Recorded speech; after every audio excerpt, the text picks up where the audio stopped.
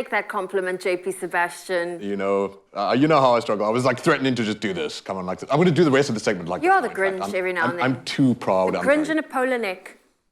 You look cute. Okay, we are talking movies. For Grinch. And we're talking cute movies Thank because you. most of these are about animations. So these are movies that's currently in the circuit, except for the first one we're about to talk, The Sweet Monster. My Sweet Monster. My Sweet Monster. Well, I mean, you released. For the amount of these animations that come out, does it really make a difference? And do the kids really care sometimes, like what the name is? I think they do. For real? It's My Sweet Monster, Zoe. Get it right. No, chill, that's okay. I mean, one day you'll find out, you know, when you have them playing the same DVD over and over and over and you go insane as a parent and you want to chuck the thing in the trash. I see camera people nodding here. I know South Africans at home are nodding that they've seen Frozen 2 2,000 times. Poor Pete, the cameraman, rolling his eyes. Let's talk about the movie, though. My Sweet Monster is a Russian animation. Now, the studio hasn't done anything before, but for things that, and I've got to be frank here, I'm sorry, but like B-grade animation, which is not to say the worst thing in the world, but we're not necessarily Pixar knocking it out the park here. South Africa's seen strange sort of like outliers where we've had stuff of this quality where kids don't care. And they're just like, I'm still going to watch it. And, you know, I've knocked it out the park at the box office at least, not necessarily qualitatively. It's all about how you capture your audience, which is the kids and the parents. So I don't think they care much about the animation. Whether it was, you know, school holidays coming up, they just wanted to let their hair down and annoy their parents on sugar highs. And speaking of annoying parents, this character is she's headstrong and she's a teenager and she wants to, you know, also just cut loose and rush off into the world. But her father, the king, is very doting, very protective and whatever. Then you have this character, Weasel, who steals the throne and decides that he's going to force a marriage with this 16-year-old to seize more power.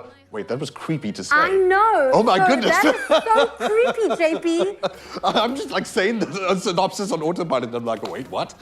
Creepy enough is the monster thing, which I tried to look up Russian folklore. I don't know what this thing is. In the West, we'd say Bigfoot, I suppose, Sasquatch. I think it's a leshy. I'm very open-minded. I'm not going to judge. Let's try and be PC here. But that's the monster boogie. Why, however, you would give voice work to actors like, I don't know why anyone's gagging to see Paulie Shaw play the glorified Lord Farquaad. And I say that because, you know, this is one of those movies where if your kids want to see Shrek and you say, we got Shrek at home. Okay. This is basically what it feels like. But it comes out today. Make up your own mind. Why are you paying Paulie Shaw $5 million for this?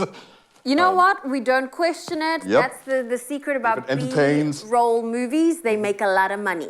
They make a lot of money and they've got budget. Now, moving on to a movie that's currently in the circuit. We've spoken about Turning Red, and this is still a popular one for the family. Have you taken the time out to see it yet? You really Last should. movie I went to go see was with Wasty. We went to go watch the new Spider-Man movie. Oh, okay. Well, last year, December. You can at least report to me on that, because I know nothing about that. And I'm sure it was good. It was very good. Okay, cool. There's another recommendation for the weekend. Turning Red, speaking of Pixar, incredible. I gave this 10 out of 10. Who cares what I say though? Go make up your own mind. And you really know what you're in for when you have a Pixar movie.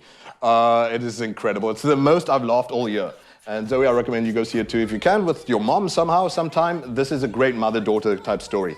As you can tell by the name and some of the ideas of puberty and all that kind of stuff, period comes along, hormones start to change, she starts to go a bit batty, and that's the first thing that I loved so much about this movie, is that usually girls have to either be princesses or like, oh, she's too precocious and crazy and whatever, but like, the character's just allowed to lose her mind. Like, she has a boy crush that she does sketches of, and she's like, yes, this will be us when we're kissing, and she acts like a complete weirdo, which is what we all were when we were teenagers.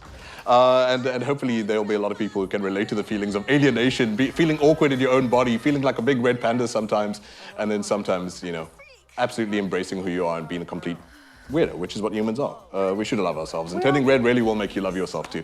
Take your kids, moms take your daughters, daughters take your moms. It was the funniest movie I've seen all year. I laughed my butt off. Oh, so good. Well, listen, I think that's a movie more for the whole family. Yeah, everyone. Boys also need to learn about what's happening in girls' bodies. Okay, now moving on to Sonic the Hedgehog #2. This was one of my favorite games playing on the computer growing up. Which is strange, because you're such a chill person. Maybe that's where you get all your aggression out. Your adrenaline rush comes from that. But this is now the movie, and this is the follow-up.